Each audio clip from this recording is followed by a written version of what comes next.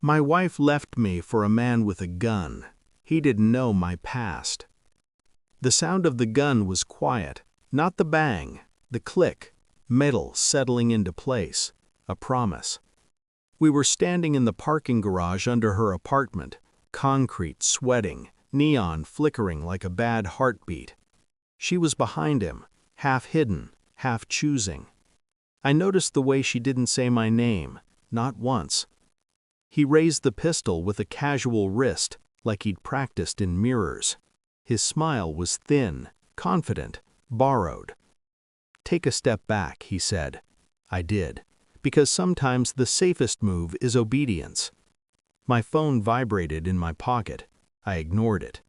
My breathing slowed on its own, like muscle memory taking the wheel. In through the nose, out through the mouth. Count the seconds. Name the exits. Read the hands, read the eyes. His finger hovered wrong. Too much pressure, too much fear. I looked past the barrel and met my wife's eyes. She looked at me like I was already gone. That was the moment, not the gun, not the threat, the realization that she believed I was finished. I smiled, not because I was brave, because I finally understood the game, and because he didn't know my past.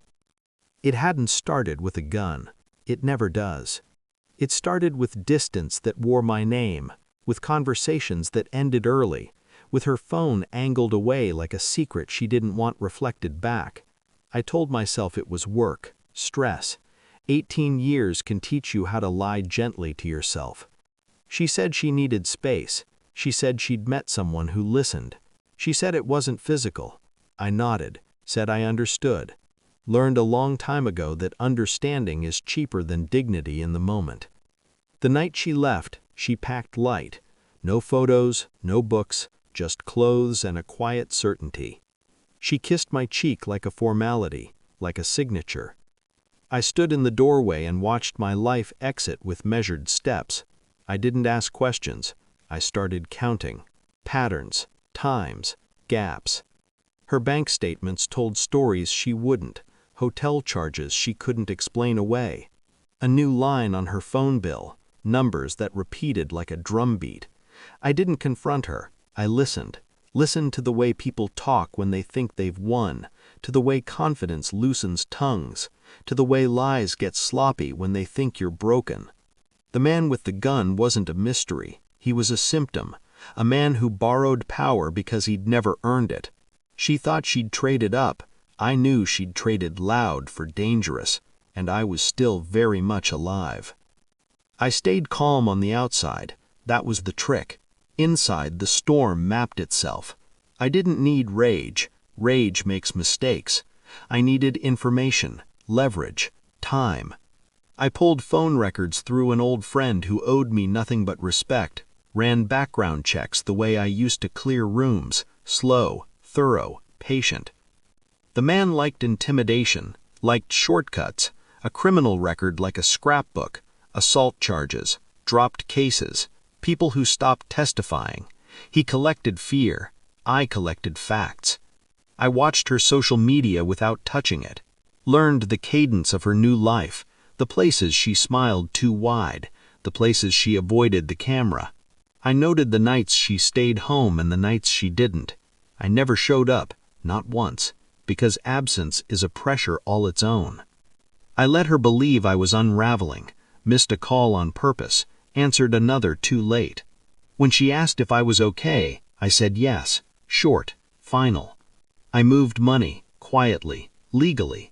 I transferred ownership of memories into assets she couldn't reach, prepared documents, filed things that didn't look like weapons until it was too late. Every step forward felt like walking into cold water. You don't rush, you let your body adapt. The gun came later. Men like him escalate when they sense weakness.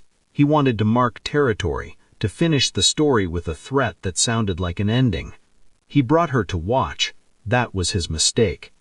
I didn't react when he pointed the gun. That unsettled him. I didn't raise my hands, didn't plead. I tilted my head, just enough. Looked at his stance, the way his shoulders were too tight, the way his breath was shallow. I reached into my pocket slowly. He tensed. I pulled out a folded envelope. "Read this," I said. "Calm, neutral." He laughed, a sharp sound. "You think paperwork scares me?" "It should," I said. "It already owns you." He didn't take it. She did. Her hands shook as she unfolded the pages. Financial disclosures, recorded statements, a timeline of his past laid out cleanly, coldly. A pending investigation he didn't know how to name yet. She looked up at him, then at me. The color drained from her face. "What is this?" she whispered.